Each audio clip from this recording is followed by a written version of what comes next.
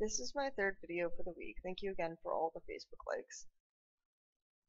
This one is going to be on Invictus Gaming.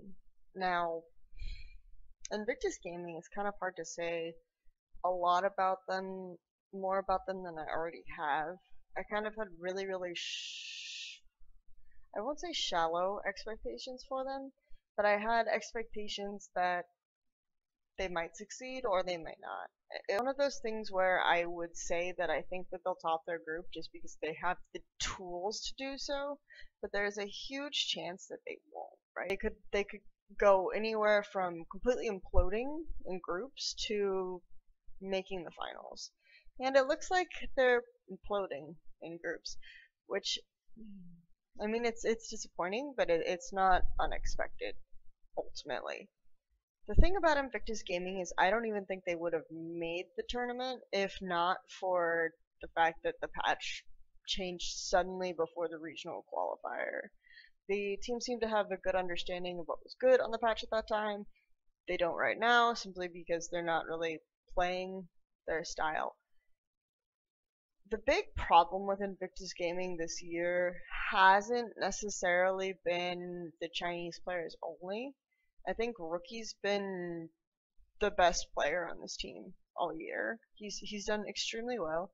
He's been very strong in team fights, very aggressive in team fights, made a lot of good plays. Sometimes he doesn't do much in lane. People talk about how, oh, he's a super aggressive laner.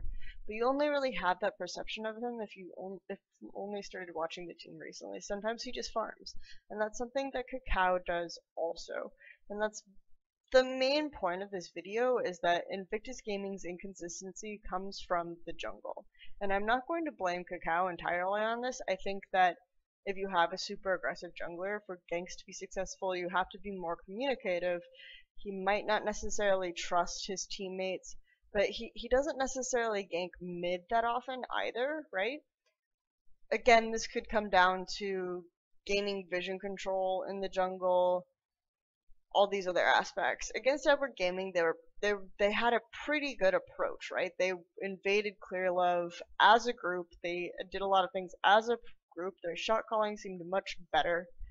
They had recently switched their shot caller to Kitties, so that freed up Kakao a lot.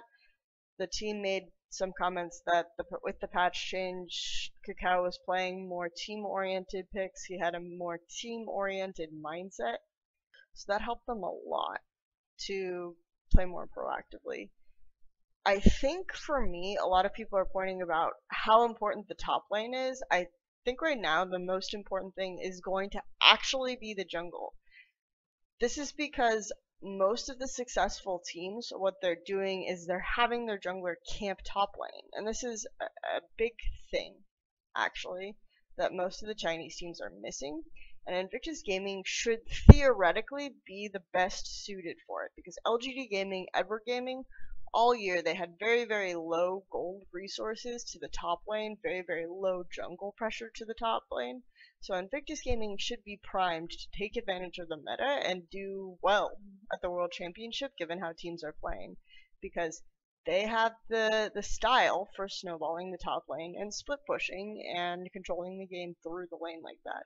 However, Kakao is not being proactive, and this again could be down to team communication, and sometimes they'll get leads, right? And instead of split pushing and continuing to pressure that top lane lead, because Zatai has actually gotten really massive leads in 2 of the games that he's played so far early, instead of continuing to pressure the top lane with the jungle top duo, they will go down and they'll try to team fight. If you watched an Invictus Gaming team fight, it's really not that good.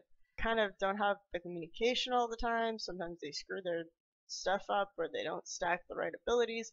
Sometimes Rookie, I feel like he gets a little pressured and he just tries to make the crazy play even if it's not necessary. I just don't know why they do it ever. Honestly, they have so much more luck doing 1-4s and trying to control the lanes that way, so I just 1-4. But this is not part of the video. The point of the video is the lore pressure of Kakao, and I want to go back through the history of the team where people will say the inconsistencies on Invictus came from Zatai learning the top lane. I don't think that's true at all. I think that it took Zatai a little bit to learn top and learn the role, but he had a fairly good grasp of it by the end of spring. Really, the problem came down to allocating the jungle pressure in games where Kakao and Rookie would just farm and not do anything. And Zatai would still try to create a lot of pressure top, and sometimes he'd be successful, but ultimately if the other team had a better top laner, or if the other team had stronger jungle top synergy, that would not be successful for him. But he'd be able to pull the jungle pressure to give Rookie and Kakao time to farm. I don't think that's going to work here at all. Obviously, it didn't work against Fnatic the first game, so I really think that Invictus Gaming has the best opportunity and the best natural instinct, so to speak, to do well of the Chinese teams here, but they won't because they're Invictus Gaming, and that's more or less the moral of the story. The way the team uses Kakao and the way the team uses jungle pressure, and sometimes the fact that there is no jungle pressure, is the big problem with IG. That is the big problem. They could have a literal sack of potatoes in the bottom lane, and that would still be the biggest problem that that team has. But now that we've talked about the jungle problem, let's talk about the bottom lane, okay? Do they have a literal sack of potatoes? That's a question. That's a legitimate question. I mentioned that I think Kid will surprise at Worlds, but I think that Kid is restricted to a few champions that he can perform fairly well on. Unfortunately, he did not have a good Ashe game. I think that his engage sense is still going to be strong, which is why they got Kalista. I don't think they'll get Kalista again, because they showed that he can actually have something of an impact with Kalista. I would say Vayne. Like, honestly, it's not that good right now, but just put him on Vayne, because he's a different person with Vayne. He can at least do something. Like, seriously, I don't even like the champion, but in this case, just put him on Vayne. Kitties, there's not a whole lot you can do about that. There's just not. I don't know. But he shot calls, hey? Now, that's a good question, though.